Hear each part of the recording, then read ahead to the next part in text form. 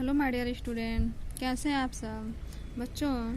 आज हम class 9th के अर्थशास्त्र का पहले चैप्टर का दूसरा पार्ट देखेंगे।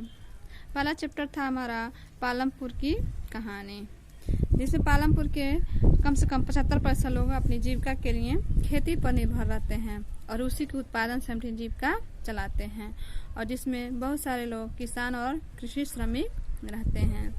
इस तरीके से हमने 2 पॉइंट देख लिया था कि किस तरीके से वहाँ की भूमि स्थिर रहती है और फिर क्या उसी भूमि पे अधिक पैदावार करने का कोई अच्छा तरीका है, तो था उसे अत्यधिक आधुनिक तकनीकियों के माध्यम से हम खेती करेंगे तो अधिक पैदावार मिलता है और बहुविध फसल प्रणाली वहाँ पे उत्पन्न रहती है और पैदा होती है।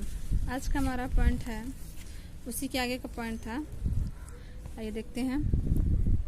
करा है मौसम में पैदा की गई फसल के रूप में मापा जाता था और 1960 के दशक के मध्य तक खेती में पारंपरिक बीजों का प्रयोग भी किया जाता था, यानी कि जो नए पारंपरिक बीजें थी उसी का प्रयोग किया जाता था, जिनकी उपज अपेक्षाकृत कम ही होती थी।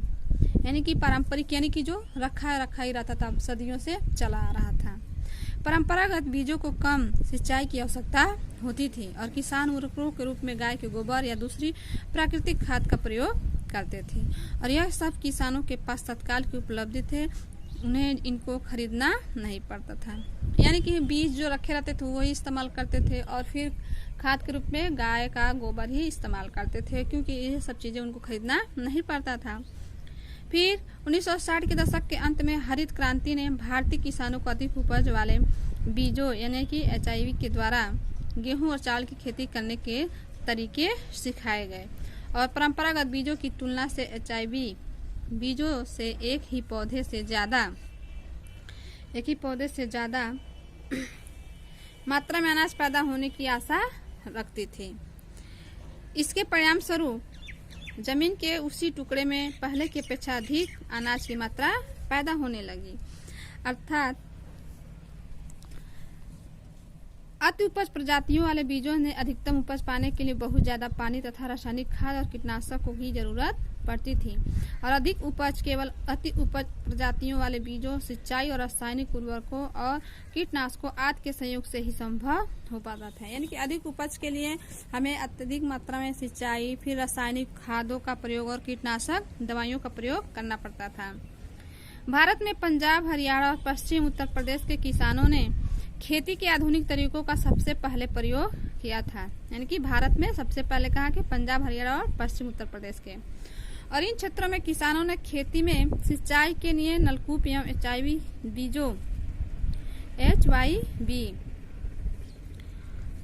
के बीजों, रासायनिक उर्वरकों तथा कीटनाशक का प्रयोग किया।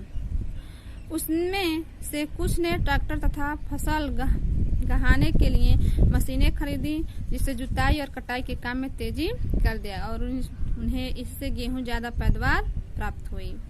फिर पालमपुर में परंपरागत बीजों से गेहूं की उपज यानी कि 1300 किलोग्राम प्रति हेक्टेयर थी, और HIV बीजों के उपज 3200 किलोग्राम प्रति हेक्टेयर तक पहुंच गई, यानी कि 1300 से सीधे 3200 पर पहुंच गई, और गेहूं के उत्पादन में बहुत अधिक वृद्धि भी हो गई।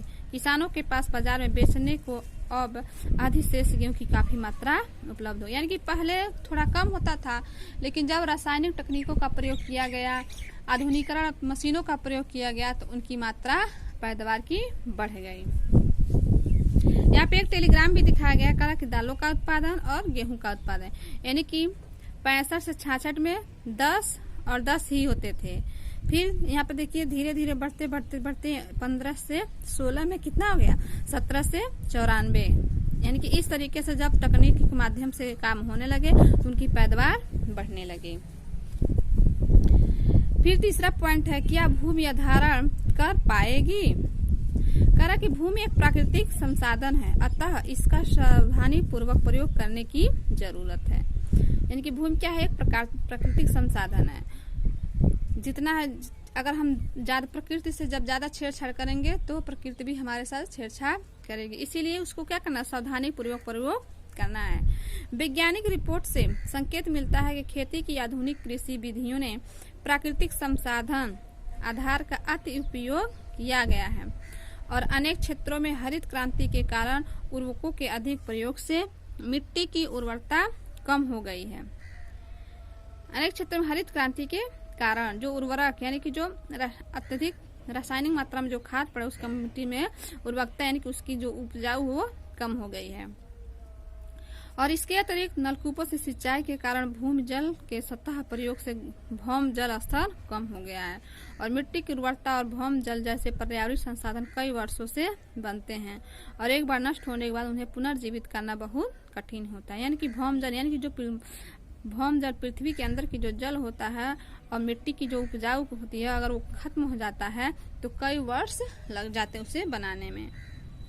कृषि का भावी विकास सुनिश्चित करने के लिए हमें पर्यावरण की देखभाल करनी चाहिए। अगर हमें कृषि करना है तो हमें पर्यावरण की देखभाल यानी कि अत्यधिक मात्रा में प्रदूषण नहीं करना चाहिए, अत्यधिक मात्रा में हमें खेतों में पुआल वगैरह नहीं जलाना चाहिए।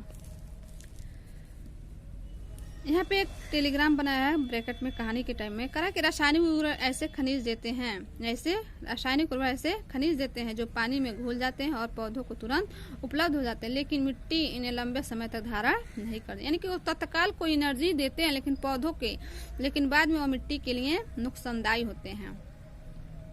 वे मिट्टी से निकल करके भौम जल, नदी और तालाबों को प्रदूषित करते हैं और रासायनिक उर्वरक मिट्टी में उपस्थित जीवाणु और सूक्ष्म अवयवों को नष्ट कर देते हैं। इसका अर्थ है कि उनके प्रयोग के कुछ समय पश्चात मिट्टी पहले की तुलना में कम उपजाऊ रह जाती है और देश के रासायनिक खाद का सबसे अधिक प्रयोग पंजाब में है। रासायनिक खाद के निरंतर प्रयोग से मिट्टी की गुणवत्ता को कम कर दिया है और पंजाब के किसानों को पहले का उत्पादन स्तर पाने के लिए अब कठिन से कठिन रासायनिक उर्वरक और अन्य आगंतुकों का प्रयोग करना पड़ता है। इसका मतलब है कि वहाँ की खेती की लागत बहुत तेजी से बढ़ रही है। हमारा चौथा पॉइंट है पालमपुर के किसानों में भूमि किस प्रकार वितरित है। करा कि आपने यह जान लिया होगा कि खेती के लिए भूमि कितनी महत्वपूर्ण है और दुर्भाग्यवश खेती के काम में लगे सभी लोगों के पास खेती के लिए पर्याप्त भूमि नहीं है। पालमपुर में कितने परिवार हैं? 450। यह चित्र दिखाया गया है कि किस तरीके से पालमपुर गांव में कृषि भूमि का वितरण हुआ, यानी कि छोटे छोटे टुकड़ों में उसका वितरण हुआ है, तो फिर उत्पादन में कमी आएगी। करा कि पालमपुर में 450 परिवारों में से लगभग 1/3 अर्थात 150 परिवारों के पास खेती के लिए भूमि नहीं है, जो अधिकांशतः दलित हैं। बाकी परिवारों में से 240 परिवार जिनके पास भूमि है 2 हेक्टेयर से कम क्षेत्रफल वाले छोटे भूमि के टुकड़ों पर ही खेती करते हैं और भूमि के ऐसे टुकड़ों पर खेती करने से किसान परिवारों को पर्याप्त आमदनी नहीं हो पाता है। 1960 में कृषक गोविंद के पास 2.25 हेक्टेयर के अधिकतर असिंचित भूमि थी और गोविंद अपने 3 पुत्रों की मदद से इस भूमि पर खेती करता था। यद्यपि वे बहुत आराम से नहीं रह रहे थे, लेकिन परिवार अपनी एक भैंस से होने वाली कुछ अतिरिक्त आय के द्वारा अपना गुजारा कर रहा था। गोविंद की मृत्यु के बाद कुछ वर्ष पश्चात यह भूमि उसके तीनों पुत्रों के बीच बंट गई और प्रत्येक के पास अब केवल 0.75 हेक्टेयर भूमि का टुकड़ा था। परंतु अब बेहतर सिंचाई व्यवस्था और खेती की आधुनिक विधियों के बावजूद गोविंद के बेटे अपनी जमीन से गुजारा नहीं कर पा रहे थे और वर्ष के कुछ भाग उन्हें कुछ अतिरिक्त कार्य भी ढूंढना पड़ा था। यानी कि भूमि कम होने के माध्यम से अनाज की उत्पादन भी कम होता था और इस अनाज के उत्पादन कम होने से उनकी जो जीविका थी वह नहीं चल पाती थी। करा के चित्र 1.5 में आप एक गांव के चारों ओर बिखरे हुए भूमि के छोटे छोटे टुकड़ों को देख सकते हैं, जो ऊपर चित्र दिखाया गया है इसको। दूसरी ओर गांव के आधे से ज्यादा क्षेत्र में काफी बड़े आकार के प्लाट है और पालमपुर में मझोले और बड़े किसान यानी कि 60 परिवार हैं जो 2 हेक्टेयर से अधिक भूमि पर खेती करते हैं और कुछ बड़े किसानों के पास 10 हेक्टेयर इससे अधिक भूमि है। यहाँ पे भी चित्र दिखाया गया है करा कि खेतों में कार्य, गेहूं की फसल, कटाई, बीज बोना, कीटनाशक और छिड़काव तथा आधुनिक एवं परंपरागत विधियों से फसलों की जुताई, यानी कि एक ये किसानों को कार्य करते हुए चित्र दिखाया गया है। अब उसके बाद पॉइंट है श्रम की व्यवस्था कौन करेगा। करा है भूमि के पश्चात श्रम उत्पादन का दूसरा आवश्यक कार्य है।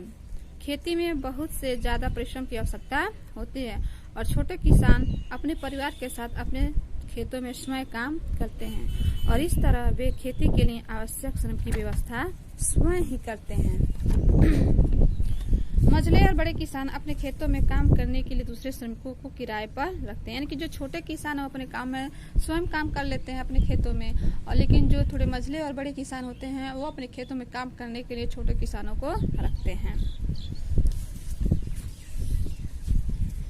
ये भी एक टेलीग्राम बनाया गया, देखिए क्या कह रहा है। कह रहा है आजकल काम मिलना कठिन हो गया है। यानी कि एक मजदूर कह रहा है केवल बड़े किसान ही हमें रखते हैं और वो भी बहुत कम दिनों के लिए।